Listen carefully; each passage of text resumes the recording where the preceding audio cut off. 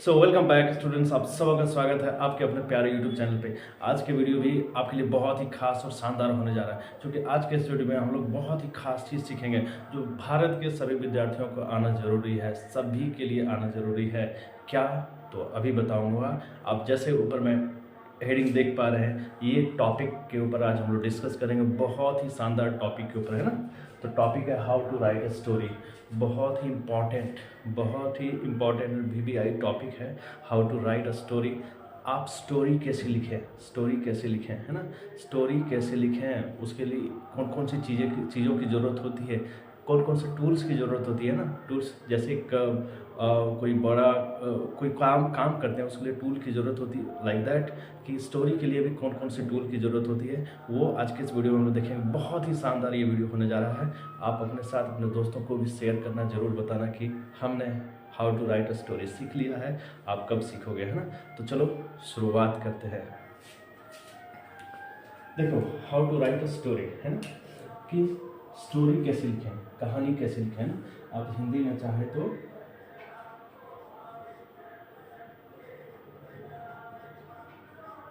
कहानी कैसे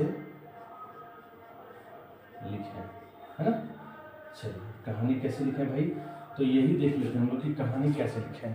हर एक की लाइफ में कोई ना कोई कहानी होती है, हर एक की लाइफ में कोई ना कोई कहानी होती है। पर डे आप कोई ना कोई कहानी सुनते हैं, चाहे वो बुक में सुनते हैं या फिर टीवी पे सुनते हैं, सीरियल में देखते हैं, यूट्यूब में देखते हैं, कहीं भी देखते हैं, तो कोई ना कोई कहानी सुनते हैं। बस उसी चीज़ को आपको दिमाग में रखना है कि कहानी आपने जो सुनी, आपने जो देखी, वही उसके टूल्स होते हैं, उसी कहानी में उसके टूल्स होते हैं ना। तो बिल्कुल सिंपल है इसे समझना। तो अगला हम लोग देखते हैं, अगला पॉइंट इसमें टॉपिक क्या है। देखो बच्चों, बहुत ही इंपॉर्टेंट है और एग्जाम पॉइंट ऑफ व्यू से तो बहुत ज़्यादा इंपॉर्टेंट होता ही है, क्योंकि इससे काफ़ी ज़्यादा सवाल रहते हैं। कम से कम एक सवाल आपके अंग्रेजी के जो क्वेश्चन होते हैं उसमें रहते हैं, कम से कम तो 10 से 12 नंबर के क्वेश्चन रहते हैं। तो क्यों वो नंबर को आप बेकार होने देंगे। ये वीडियो आपके लिए हेल्पफुल होगी काफ़ी ज़्यादा, है ना। तो चलिए देखिए, कोई भी स्टोरी लिखने के लिए 4 पार्ट्स होते हैं। कोई भी स्टोरी के लिए 4 टूल्स होते हैं या पार्ट्स होते हैं। उसी पार्ट्स और टूल्स की वजह से जो है आप स्टोरी लिख पाते हैं ना। तो चलिए पहला हम लोग डिस्कस कर रहे हैं ना। पहला जो है वो है आपका,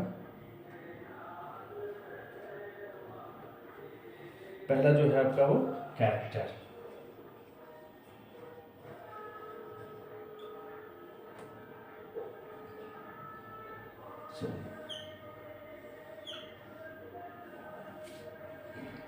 बच्चों, स्टोरी में सबसे पहले कैरेक्टर्स को देखना होता है। कोई भी स्टोरी बिना कैरेक्टर के नहीं बनती है। चाहे आप टीवी में फिल्म देख रहे हैं, सीरियल देख रहे हैं, यूट्यूब पे कुछ देख रहे हैं, है ना, तो बिना कैरेक्टर के आपकी कोई भी स्टोरी बन नहीं सकती है। आपके घर की जो स्टोरी है, आपकी खुद की जो स्टोरी है, उसमें कैरेक्टर होते हैं, और बिना कैरेक्टर के आपकी कोई भी स्टोरी नहीं बन सकती है ना। तो कैरेक्टर्स का होना जरूरी है। जैसे यानी कैरेक्टर कहने का मतलब हो गया कि जो भी स्टोरी आपने देखी या जो भी स्टोरी आप सुन रहे हैं, समझ रहे हैं, उसमें कोई ना कोई मुख्य कलाकार होते हैं, जिसको कि आप अपने भाषा में हीरो बोल सकते हैं, हीरोइन बोल सकते हैं, जो मुख्य कलाकार होते हैं ना। तो मुख्य कलाकार जो हैं वो कैरेक्टर्स होते हैं, और भी साथ में होते हैं सपोर्टिंग कैरेक्टर्स भी होते हैं, जो कि कैरेक्टर के ही कैटेगरी में आते हैं ना। तो मान लीजिए कोई एक मूवी देखी, उस मूवी में जो हीरो है वो मेन कैरेक्टर है ना, मेन कैरेक्टर है। कोई भी बहुत सारी फिल्में आपने देखी होगी, अभी अवतार जो फिल्म आई है, उसमें भी कोई ना कोई मेन कैरेक्टर है। पर डे कोई ना कोई फिल्म रिलीज होती है, हर एक फिल्म का मेन कैरेक्टर होता है, और सपोर्टिंग कैरेक्टर भी होता है। मतलब जो लीड रोल में है वो मेन कैरेक्टर है, और उसके आसपास जो कैरेक्टर्स रहते हैं वो सपोर्टिंग कैरेक्टर्स होते हैं। तो फिल्म क्या है? फिल्म एक स्टोरी है जो हम सबों के बीच रखी जाती है, जिसको हम लोग देखते हैं और कुछ ना कुछ सीखते हैं, समाज के लिए वो अच्छा होता है। तो कैरेक्टर्स जो है ना, स्टोरी यानी फिल्म के लिए या स्टोरी के लिए जो है बहुत ज़्यादा इंपॉर्टेंट होता है। बिना कैरेक्टर्स के वो स्टोरी हो ही नहीं सकती है ना। तो देखिए, कैरेक्टर्स जो है बहुत ज़्यादा इंपॉर्टेंट हो जाता है। कैरेक्टर्स में मेन कैरेक्टर्स भी, मेन कैरेक्टर एंड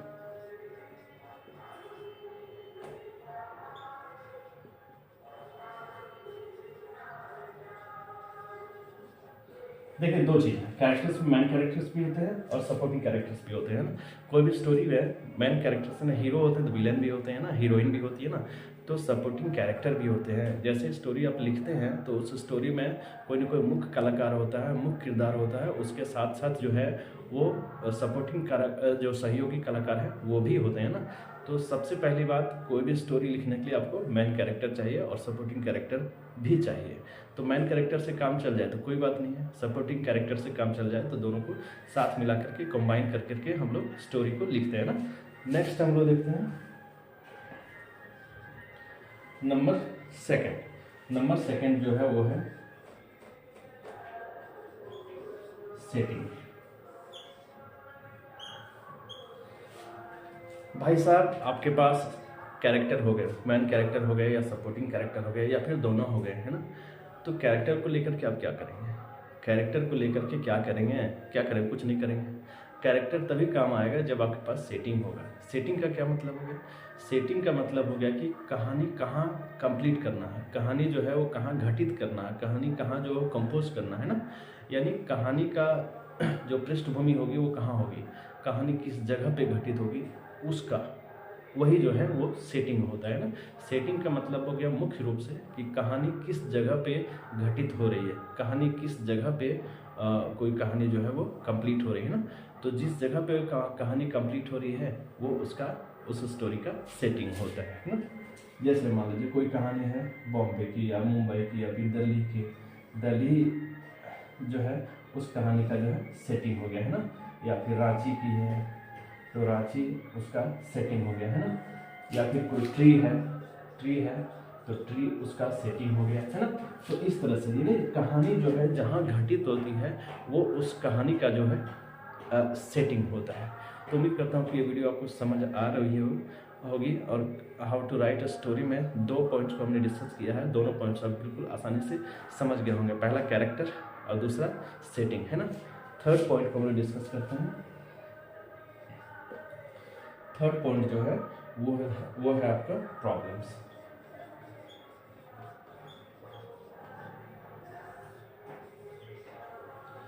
देखो भाई, अब आपके पास कैरेक्टर हो गए ना, आपके पास कैरेक्टर हो गए, फिर आपके पास सेटिंग हो गए, और फिर जो है आपने कैरेक्टर के हिसाब से कहानी दिमाग में लगा लिया, फिर सेटिंग कहाँ करनी है ये भी समझ लिया।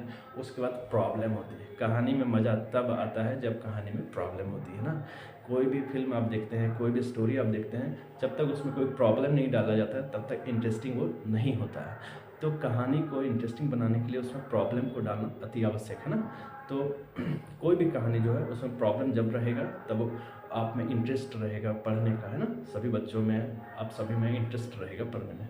तो प्रॉब्लम जो है ना कुछ प्रॉब्लम होते ही है ना। जैसे मैं एक कहानी, इसके बाद एक कहानी बताऊंगा, समझाऊंगा। उस कहानी में क्या होता है, monkey, the cap seller and the monkey, मैंने उसको इसके बाद समझाऊंगा ना। Monkey and the cap seller, cap seller and the monkey, ये कहानी का जो है टाइटल है ना। तो उसमें जो प्रॉब्लम है ना वो है कि कैसे एक बंदर जो है एक टोपी बेचने वाले का कैप से, टोपी बेचने वाले के जो ये होते हैं टोकरी होते हैं उसमें से सारी कैप को वो ले लेते हैं। तो ये प्रॉब्लम हो गई, उस कहानी का ये प्रॉब्लम हो गया ना।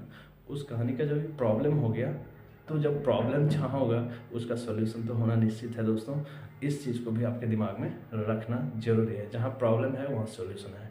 तो होता क्या है ना कि वो जो कैप सेलर है उसके कैप्स सभी ले जाते हैं बंदर, तो वो एक प्रॉब्लम हो गया ना। तो प्रॉब्लम को आप समझ गए, उसको लिखने की कोई ज़रूरत नहीं है। हर कहानी का अलग अलग प्रॉब्लम होता है, तो उस प्रॉब्लम को आप लिखेंगे। जो भी मेन प्रॉब्लम है उस प्रॉब्लम को आप यहाँ पे लिख देंगे ना। तो आपने प्रॉब्लम समझ लिया। और नंबर 4 हम लोग डिस्कस करते हैं। नंबर 4 हम लोग डिस्कस करते हैं सॉल्यूशन।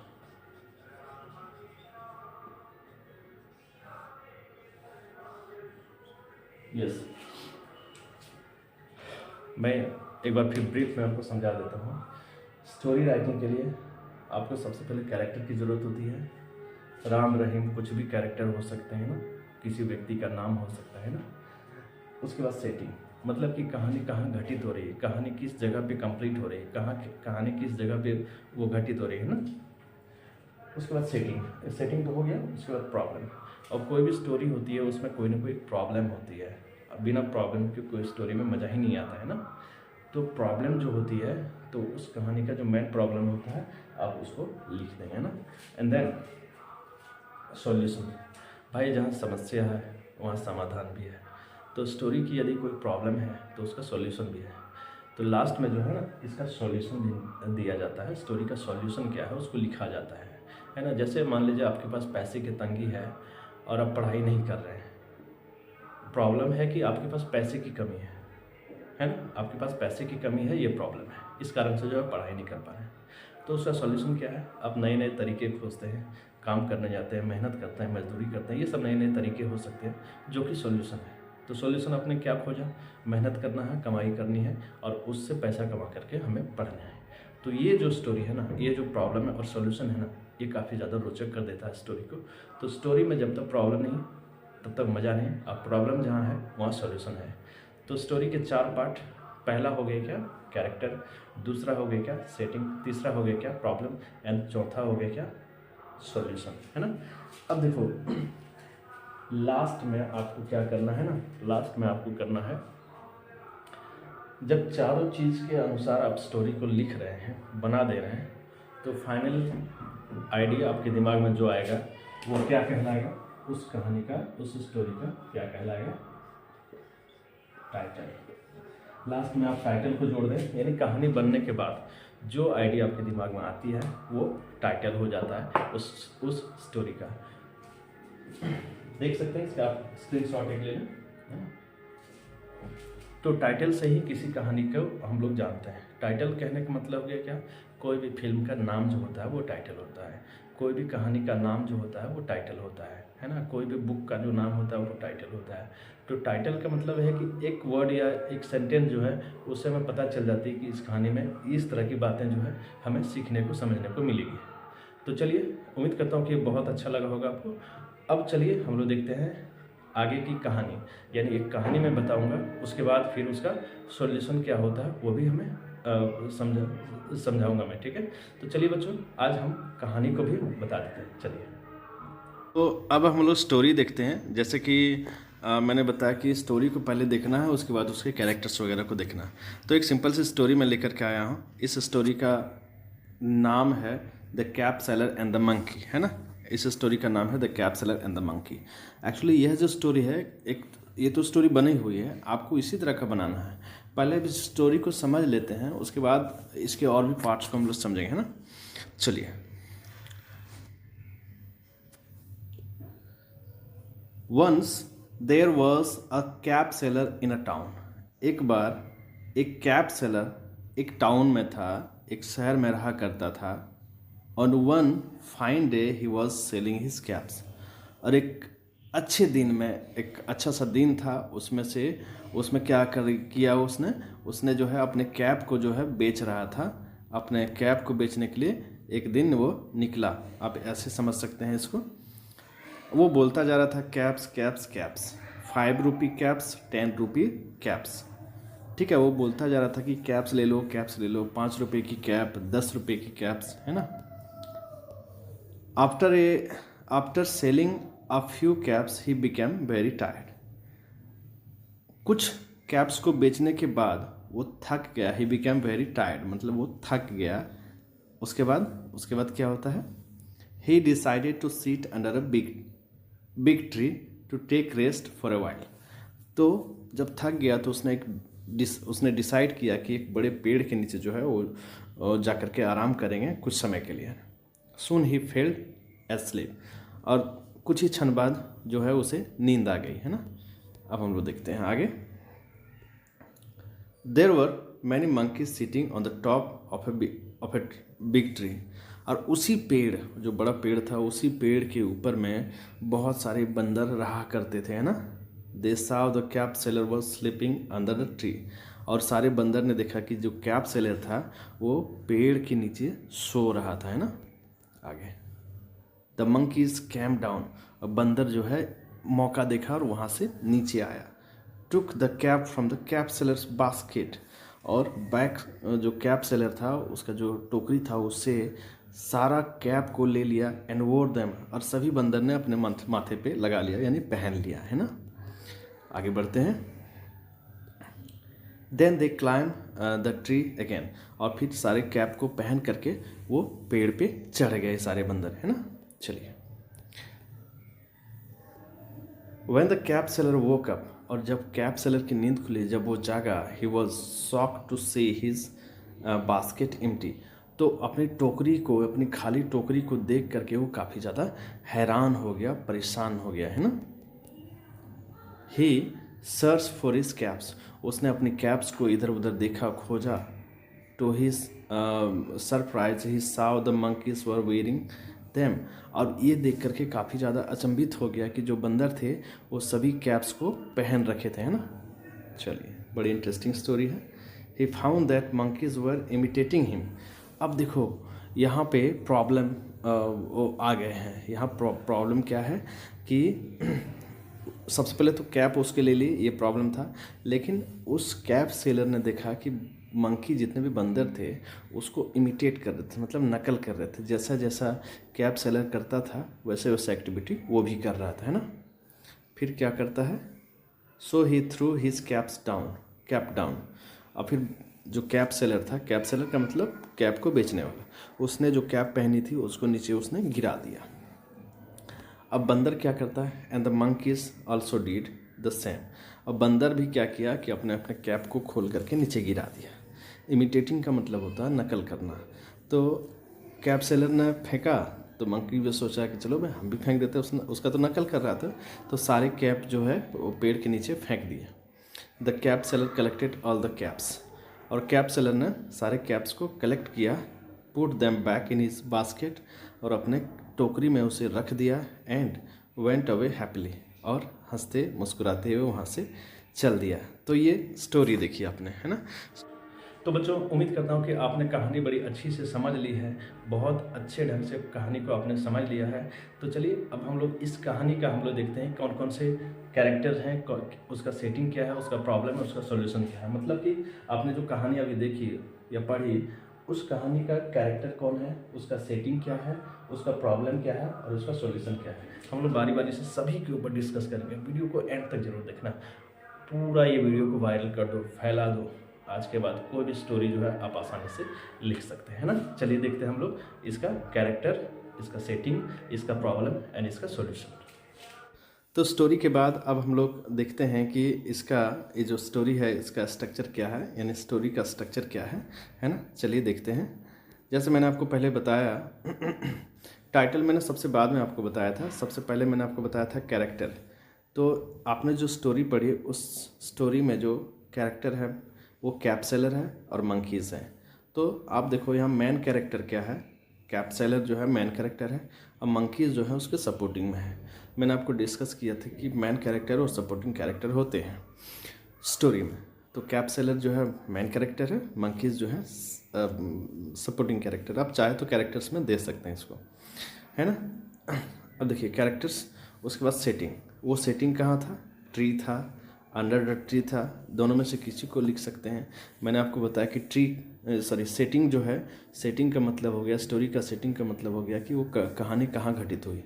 तो इस कैप का लेना बंदरों का और उस कैप सेलर का वहाँ बैठना, तो कौन सी जगह थी, वो थी पेड़ या पेड़ के नीचे, है ना। आगे प्रॉब्लम्स, इस स्टोरी में प्रॉब्लम्स क्या है। The monkeys took the caps of the cap seller, वो तो बेचारे कैप बेचने जाते थे लेकिन उसके सारे कैप्स को बंदर ने ले लिया। तो ये प्रॉब्लम जो है कैप सेलर के लिए हो गया, मतलब इस स्टोरी में प्रॉब्लम यही है ना। अब इसका सॉल्यूशन क्या है, मैंने आपको बताया कि प्रॉब्लम है तो सॉल्यूशन भी है। तो कैप सेलर ने देखा, देखिए इसका सॉल्यूशन, कैप सेलर ने देखा कि बंदर जो है उसका इमिटेट कर रहा था, नकल कर रहा था। तो कैप सेलर ने क्या किया, कैप सेलर जो है threw his caps to collect all his caps, यानी अपना कैप को फेंका। क्यों फेंका, क्योंकि अपना कैप को लेने के लिए अपना कैप फेंका। कहने का मतलब अपनी कैप को उसने खोला, फेंका। उसके बाद जो है बंदर ने क्या किया, उसका नकल कर रहा था तो बंदर ने भी सारे कैप्स को फेंक दिया। तो इस तरह से सॉल्यूशन किया, उपाय ढूंढा और सारे कैप्स को कलेक्ट कर करके वो हंसते हुए मुस्कुराते हुए वहाँ से चल दिए, है ना। कितनी अच्छी स्टोरी है ये। इसके सभी पार्ट्स को हमने देखा और उसके बाद जो सारे कैरेक्टर्स वगैरह सब कुछ देखे, उसके बाद जो है इसका टाइटल जो है अब the cap seller and the monkey है ना। आप टाइटल बाद में भी दे सकते हैं, तो cap seller and the monkey इसका टाइटल है, और भी चाहे तो कुछ इसका टाइटल बन सकता है ना। अब फाइनली मुझे पूरा पक्का विश्वास है कि आपने जिस तरह से इस आज के इस वीडियो को जो समझा, how to write a story, इसका कैरेक्टर, इसका सेटिंग, इसका प्रॉब्लम एंड इसका सॉल्यूशन, और लास्ट में इसका टाइटल जो समझा है मैंने, वो बहुत अच्छे तरीके से आपने समझा। साथ ही साथ मैंने जो स्टोरी आपको सुनाई है, समझाई है, वो भी आपने बहुत बारीकी से देखा होगा, मुझे पूरा विश्वास है। और उसके तुरंत बाद मैंने जो इसके मैंने ये जो स्टोरी जो है आपने सुनी, उसका कैरेक्टर, उसका सेटिंग, उसका प्रॉब्लम और उसका सॉल्यूशन को भी मैंने बड़ी बारीकी से समझाया है, उसका टाइटल भी समझाया है। उम्मीद करता हूँ कि ये वीडियो आपके लिए बहुत कारगर साबित होगी। वीडियो को बार बार देखो, अपने दोस्तों को शेयर करो, पूरे भारत में ये वीडियो को फैला दो। ये बेहतरीन वीडियो होने जा रही है। नई वीडियो के लिए तब तक बाय, वेट करो।